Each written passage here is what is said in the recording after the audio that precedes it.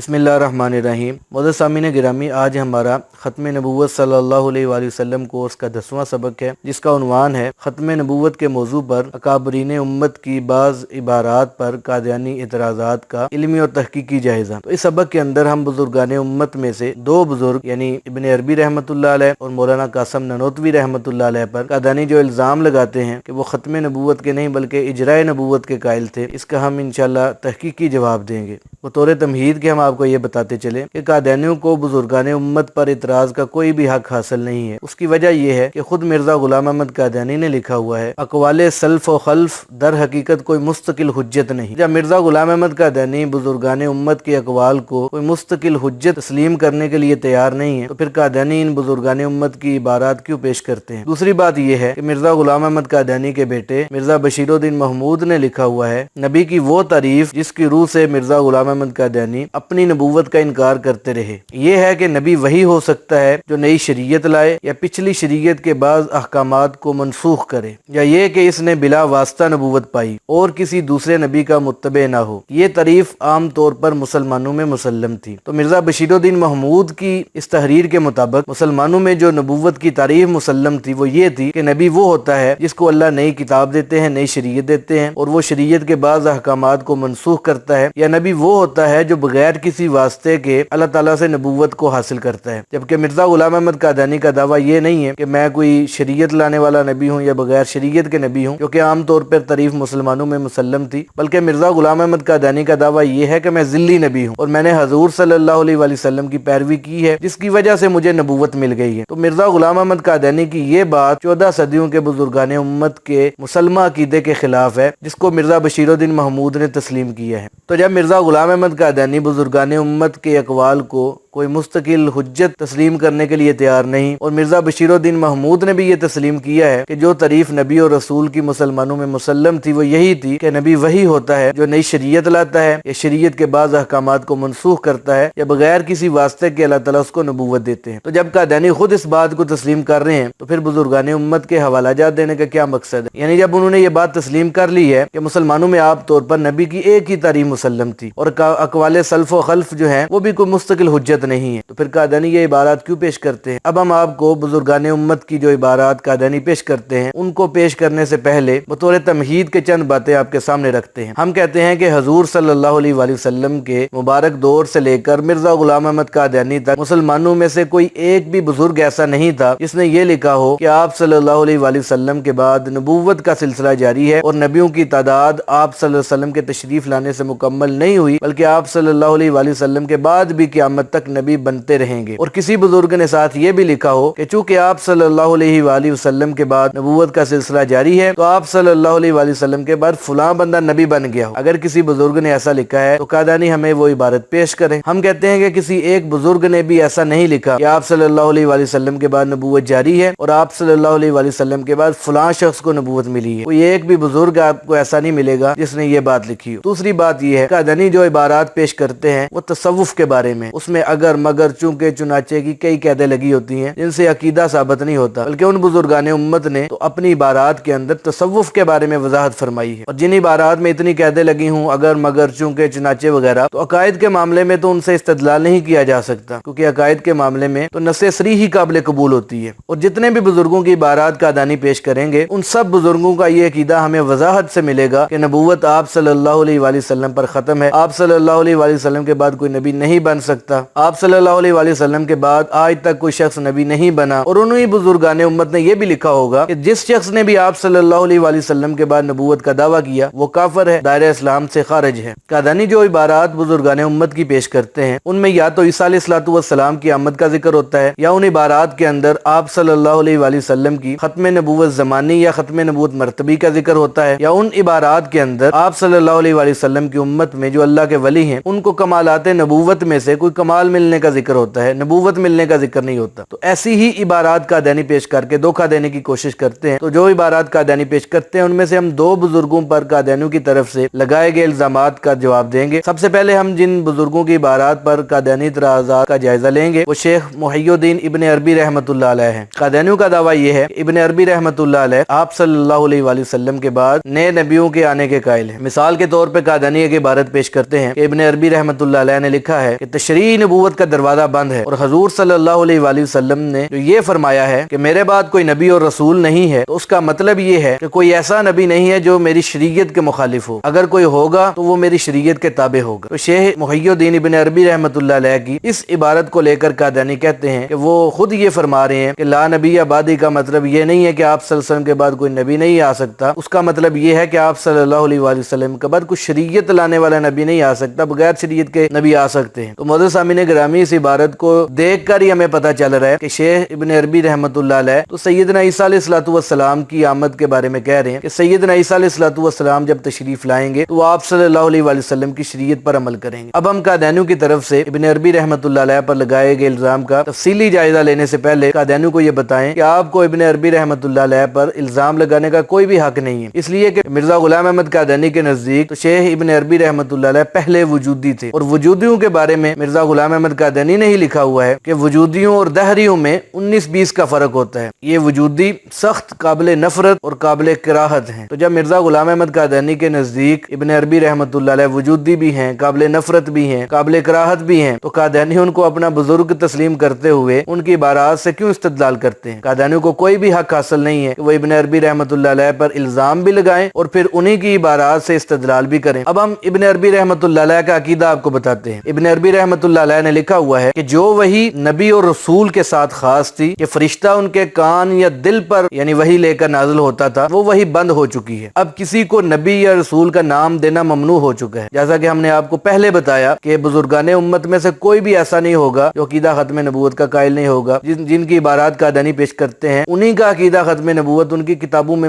ملے گا. تو ابن عربی رحمۃ اللہ علیہ کا عقیدہ بھی اس عبارت سے واضح ہو چکا ہے. وہ کہہ رہے ہیں کہ جو وہی نبی اور رسول کے ساتھ خاص تھی یعنی فرشتہ ان کے کان یا دل پر لے کر نازل ہوتا تھا, وہ وہی بند ہو چکی ہے. اب کسی کو نبی یا رسول کا نام دینا ختم ہو چکا ہے. تو اس عبارت سے تو شیخ ابن عربی رحمۃ اللہ علیہ کا عقیدہ ختم نبوت ثابت ہوتا ہے. وہ کہہ رہے ہیں کہ آپ صلی اللہ علیہ وآلہ وسلم کے بعد اب وہی بھی بند ہو چکی ہے, کسی کو نبی اور رسول کا نام دینا بھی ممنوع ہو چکا ہے. اب ہم شیخ ابن عربی رحمۃ اللہ علیہ کی دوسری عبارت آپ کے سامنے رکھتے ہیں جس سے ان کا عقیدہ مزید نکھر کر سامنے آتا ہے. ابن عربی رحمۃ اللہ علیہ نے لکھا ہے کہ وحی کا سلسلہ حضور صلی اللہ علیہ وآلہ وسلم کی وفات کے ساتھ ہی ختم ہو گیا ہے. سیدنا عیسیٰ علیہ الصلوۃ والسلام جب اس امت کی قیادت کریں گے تو ہماری ہی شریعت پر عمل کریں گے. آپ جب نازل ہوں گے آپ کے لیے مرتبہ کشف اور الہام ہوگا, جیسا کہ یہ مقام امت کے لیے ہے, یعنی اس امت کے اولیاء کے لیے جو کشف اور الہام کا مقام اور مرتبہ ہے وہی کشف اور الہام جو ہے وہ سیدنا عیسیٰ علیہ الصلوۃ والسلام کو اس وقت ہوگا. اس عبارت سے تو یہ واضح ہو رہا ہے کہ ابن عربی رحمۃ اللہ علیہ کے نزدیک جب سیدنا عیسیٰ علیہ الصلوۃ والسلام نازل ہوں گے تو ان کو نبیوں والی وحی نہیں ہوگی بلکہ ان کو ولیوں والا کشف اور الہام ہوگا. تو اس عبارت سے تو مزید وضاحت ہو جاتی ہے ابن عربی رحمۃ اللہ علیہ آپ صلی اللہ علیہ وآلہ وسلم کی وفات کے ساتھ ہی نبوت والی وحی کو بند مانتے ہیں. اب ہم قادیانیوں کے سامنے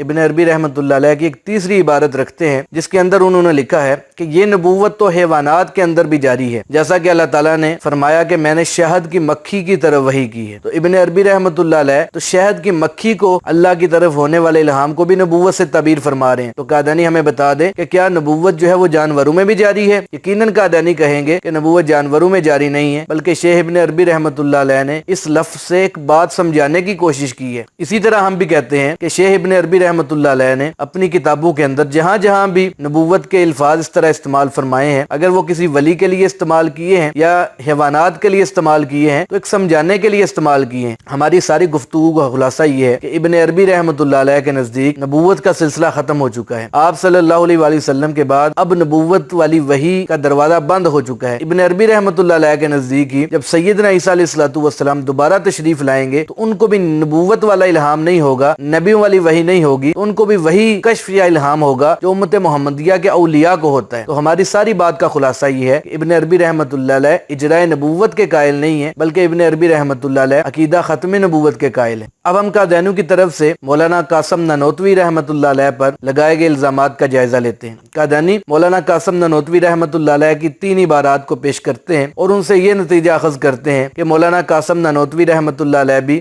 آپ صلی اللہ علیہ وسلم کی ختم نبوت کے قائل نہیں تھے۔ پہلی عبارت یہ ہے، عوام کے خیال میں آپ صلی اللہ علیہ وسلم کے خاتم النبیین ہونے کا مطلب یہ ہے کہ آپ صلی اللہ علیہ وسلم کا زمانہ انبیاء سابق کے زمانے کے بعد ہے اور آپ صلی اللہ علیہ وسلم سب سے آخر میں ہیں، مگر اہل فہم پر روشن ہوگا کہ تقدم یا تاخر زمانے میں بذات کچھ بھی فضیلت نہیں ہے۔ دوسری عبارت قادیانی یہ پیش کرتے ہیں، میں جانتا ہوں کہ اہل اسلام میں سے کسی کو یہ بات گوارا نہیں ہوگی۔ اور تیسری عبارت قادیانی پیش کرتے ہیں، اگر بالفرض بعض زمانہ نبوی صلی اللہ علیہ وسلم بھی کوئی نبی پیدا ہو تو پھر بھی خاتمیت محمدیہ میں کچھ فرق نہیں آئے گا۔ یہ 3 عبارات قادیانی پیش کرتے ہیں اور تینوں کو جوڑ کر یہ نتیجہ نکالتے ہیں کہ مولانا قاسم نانوتوی رحمۃ اللہ علیہ آپ صلی اللہ علیہ وآلہ وسلم کی ختم نبوت کے قائل نہیں تھے۔ اب ہم قادیانیوں کے اس اعتراض کا تفصیلی جواب دیتے ہیں۔ سب سے پہلے تو ہم ختم نبوت کی ان اقسام کا ذکر آپ کے سامنے کرتے ہیں جو مولانا قاسم نانوتوی رحمۃ اللہ علیہ نے اپنی کتاب تحذیر الناس کے اندر ذکر فرمائی ہیں، جس کتاب سے اقتباسات قادیانی پیش کرتے ہیں۔ مولانا قاسم نانوتوی رحمۃ اللہ علیہ نے اس کے اندر ایک ختم نبوت زمانی کو لکھا ہے اور ایک ختم نبوت مرتبی کو لکھا ہے۔ ختم نبوت زمانی کا مطلب یہ ہے کہ آپ صلی اللہ علیہ وآلہ وسلم جس زمانہ میں تشریف لائے اور نبوت کا اعلان فرمایا تو اس زمانہ سے لے کر قیامت تک آپ صلی اللہ علیہ وآلہ وسلم کے بعد کسی بھی انسان کو نبوت نہیں ملے گی،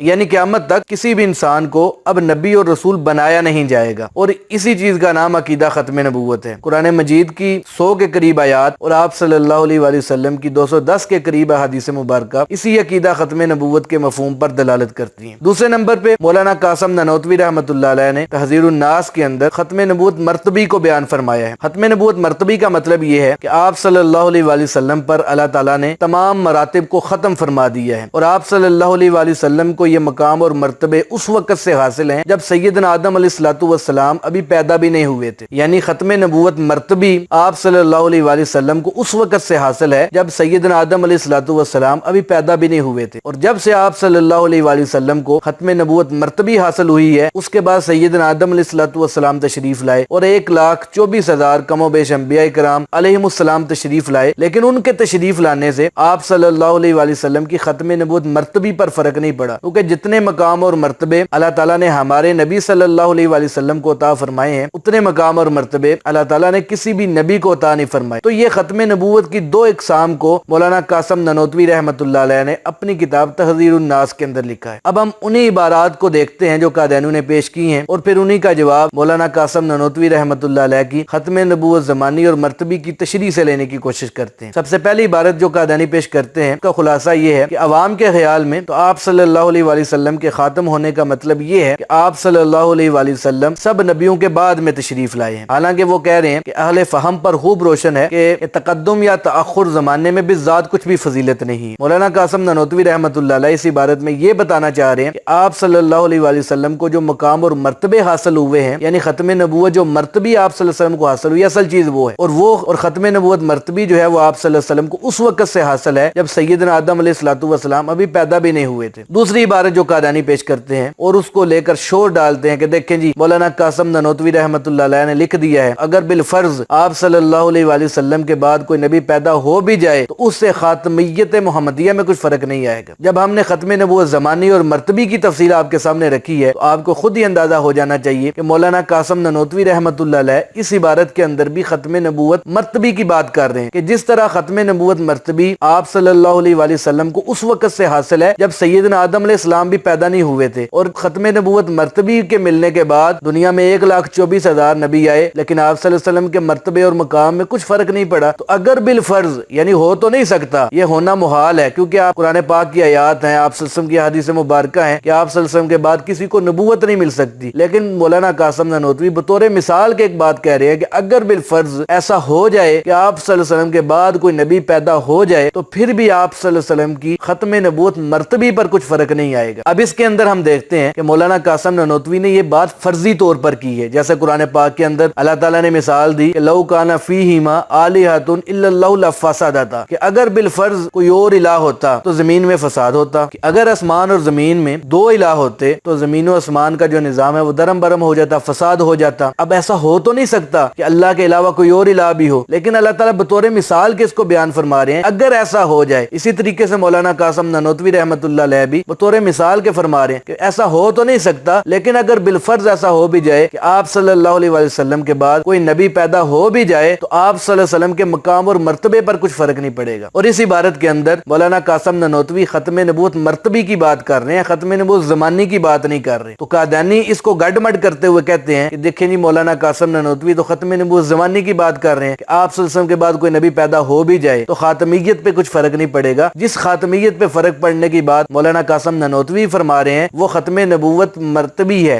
ختم نبوت زمانی نہیں ہے۔ اب ہم مولانا قاسم نانوتوی رحمۃ اللہ علیہ کی چند عبارات اسی کتاب سے جو قادیانی پیش کرتے ہیں آپ کے سامنے رکھتے ہیں، جس سے مولانا قاسم نانوتوی رحمۃ اللہ علیہ کا ختم نبوت کا عقیدہ واضح ہو جاتا ہے۔ مولانا قاسم نانوتوی رحمۃ اللہ علیہ نے لکھا ہے کہ تصریحات نبوی مثل، آگے حدیث کو ذکر فرما رہے ہیں، انت منی بمنزلتی ہارون من موسیٰ الا انہ لا نبی بعدی او کما قال، جو بظاہر طرز اسی لفظ خاتم النبیین سے ماخوذ ہے، اس باب میں کافی ہے کیونکہ یہ مضمون حد تواتر کو پہنچ گیا ہے، پھر اس پر اجماع بھی منعقد ہو گیا ہے، گو الفاظ مذکور بھی سند تواتر منقول نہ ہوں، سو یہ عدم تواتر الفاظ باوجود تواتر معنوی کے یہاں ایسا ہی ہوگا جیسا تواتر اعداد رکعات، وطر اور فرائض وغیرہ میں، باوجود یہ کہ الفاظ حدیث مشر تعداد رکعات متواتر نہیں، جیسا اس کا منکر کافر ہے ویسا ہی اس کا منکر بھی کافر ہوگا۔ تو مولانا قاسم نانوتوی رحمۃ اللہ علیہ اس عبارت میں بتا رہے ہیں کہ جس طریقے سے تواتر کے ساتھ ہمیں نماز کے فرائض، رکعات کی تعداد،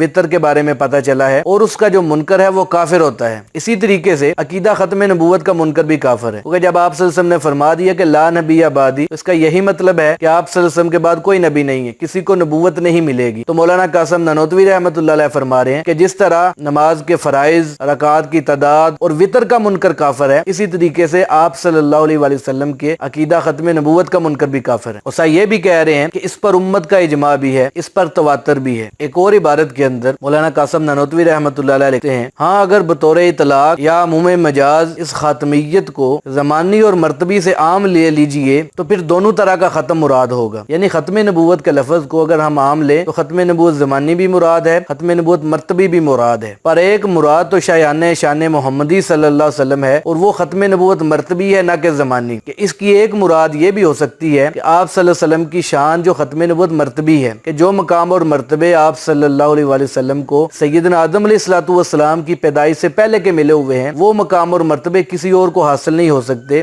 یہ ختم نبوت مرتبی اصل چیز ہے جو آپ صلی اللہ علیہ وسلم کو حاصل ہے۔ آگے مزید لکھتے ہیں کہ مجھ سے پوچھیں تو میرے خیال کے مطابق تو وہ بات ہوگی جس سے سننے والے کو انشاءاللہ نفع ہوگا، اور وہ بات یہ ہے کہ تقدم و تاخر یا زمانی ہوگا یا مکانی ہوگا یا مرتبی ہوگا، باقی مفہوم تقدم یا تاخر ان تینوں کے حق میں جنس ہوگا، یہ ان کی انواع ہوں گی۔ تو مولانا قاسم نانوتوی رحمۃ اللہ علیہ کی اس عبارت سے ہمیں پتہ چلا کہ خاتم النبیین کے لفظ سے ختم نبوت زمانی بھی مراد ہے اور ختم نبوت مرتبی بھی مراد ہے۔ اب ہم مولانا قاسم نانوتوی رحمۃ اللہ علیہ کا ایک آخری حوالہ پیش کر کے اپنی گفتگو کو مکمل کرتے ہیں، جس سے قادیانیوں کا دجل خود ہی پارا پارا ہو جاتا ہے۔ مولانا قاسم نانوتوی رحمۃ اللہ علیہ نے لکھا ہے کہ اپنا دین اور ایمان ہے کہ آپ صلی اللہ علیہ وسلم کے بعد کسی اور نبی ہونے کا احتمال نہیں ہے، جو اس میں تعامل کرے اس کو میں کافر سمجھتا ہوں۔ تو مولانا قاسم نانوتوی رحمۃ اللہ علیہ کی یہ عبارت ان کے عقیدے کو واضح کرتی ہے کہ مولانا قاسم نانوتوی رحمۃ اللہ علیہ کے نزدیک آپ صلی اللہ علیہ وسلم خاتم النبیین ہیں، یعنی آخری نبی ہیں، آپ صلی اللہ علیہ وسلم کے بعد کسی کو نبوت نہیں مل سکتی، اور جو اس عقیدے کو نہیں مانتا مولانا قاسم نانوتوی رحمۃ اللہ علیہ اس کو کافر سمجھتے ہیں۔